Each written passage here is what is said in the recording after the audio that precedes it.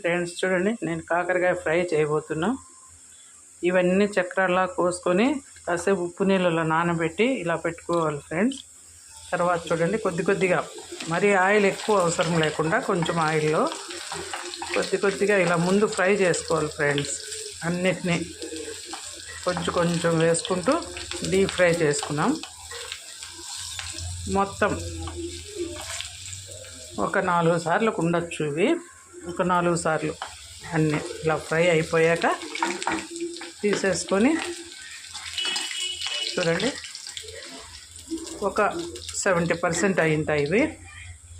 మళ్ళీ ఫైనల్గా ఆనియన్స్ అన్నీ వేసి ఎంచుతాం కాబట్టి చాలు ఫ్రెండ్స్ ఈ మాత్రం ఫ్రై.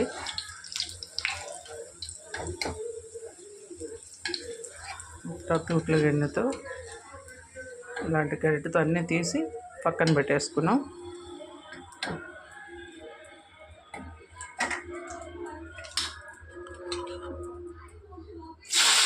చూడండి, కొంచెం ఎక్కువ వేసినా ఆయిల్ అంతా తగ్గుతుంది ఫ్రెండ్స్.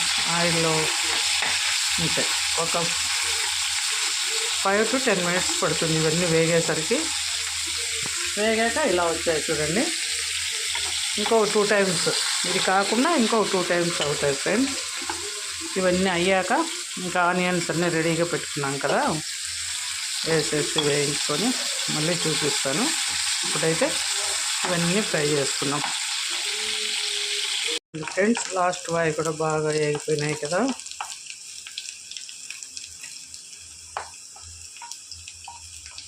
ఇవి కూడా వేగిపోయినాయి ఫ్రెండ్స్. మేము కాకరకాయ ఎక్కువే చేసుకుంటాం ఫ్రెండ్స్. ఈ పాతవన్నీ కూడా కలిపేద్దాం.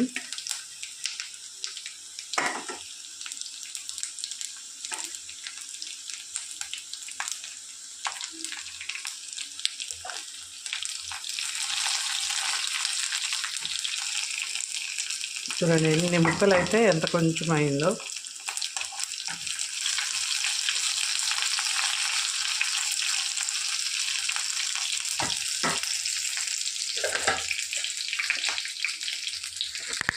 ఇప్పుడు కొద్దిగా పసుపు వేసుకున్నాం ఫ్రెండ్స్. ఈ స్టేట్లో ఉన్నప్పుడు ముందేస్తే అడుగంతా పట్టేస్తుంది కాబట్టి ఇప్పుడు వేగిపోయినాయి కాబట్టి కొద్దిగా పసుపు, ఆవాలు, జీలకర్ర కూడా వేసేసాను ఆల్రెడీ. ఆవాలు, జీలకర్ర, మినపప్పు, తిరువాత గింజలన్నీ కూడా వేసాము. ఇప్పుడు కరివేపాకు కొంచెం వేస్తాం ఫ్రెండ్స్.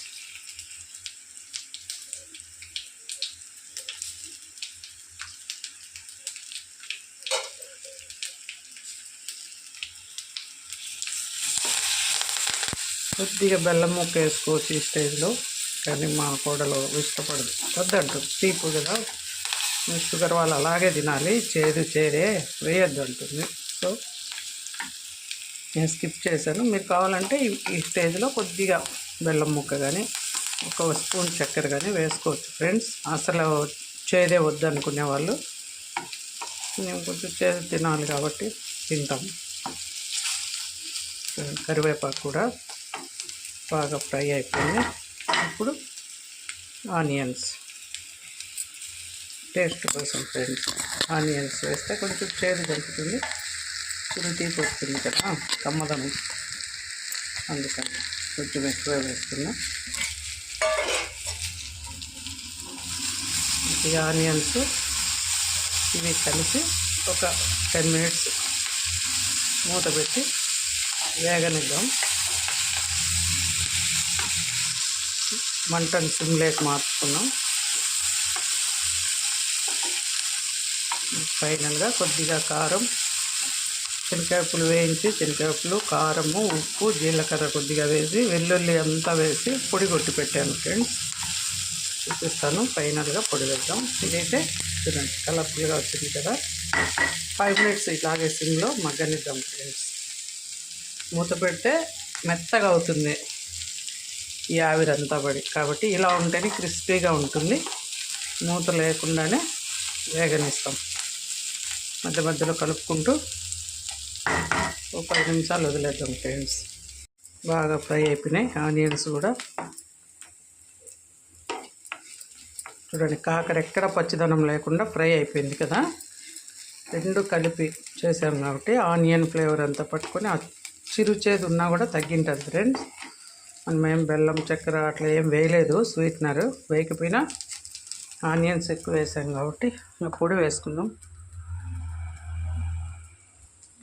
చూడండి, పల్లీలు వేయించుకొని పల్లీలు, కారం, ఉప్పు, కొద్దిగా జీలకర్ర, వెల్లుల్లి వేసి పొడి కొట్టుకుంటాం ఫ్రెండ్స్. ఇది అప్పటికప్పుడు ప్రిపేర్ చేసుకునైనా వేసుకోవచ్చు, బట్ మేమైతే ఎక్కువే చేసి పెట్టుకుంటాం. 1 వీక్ అట్లా ఉంటుంది. డైలీ మనకు వేపుడు ఏదో ఒకటి చేసుకుంటాం కదా ఫ్రెండ్స్, ఇదే వాడతాం మేము ఎక్కువ. ఫ్రైలకు ఈ పొడే వాడతాం. విడిగా అన్నంలో కానీ, ఉప్మా కానీ, సేమియా అన్నిటికీ తింటుంటారు ఫ్రెండ్స్ మా ఇంట్లో. మా బుడ్డమ్మ అయితే అన్నంలో కూడా పొడి అన్నం అని కల్పించుకొని తింటుంది. అందుకని పొడి కొంచెం ఎక్కువే కొట్టి పెట్టింటాం. అంతే, వేడి వేడి కాకరకాయ ఫ్రై రెడీ ఫ్రెండ్స్, విత్ పల్లి పొడి. ఈజీ కదా, మీరు కూడా చేసుకోండి ఇదే రకంగా. చాలా టేస్ట్గా ఉంటుంది అన్నంలో కానీ. ఈవినింగ్ స్నాక్స్ లాగా కూడా తినేస్తాం ఫ్రెండ్స్ మేము. ఒక్కోసారి కొంచెం కప్పులో పెట్టుకొని స్పూన్తో తినేస్తాం. స్టవ్ ఆఫ్ చేసేసాను. కాసేపు అలాగే పెనంలో ఉంటే ఆ వేడంతా పీల్చుకునేస్తారు. మళ్ళీ తీసేసుకొని వేరే గిన్నెలోకి మార్చేస్తాం. అంతే ఫ్రెండ్స్, వేడి వేడి కాకరకాయ ఫ్రై రెడీ అయిపోయింది.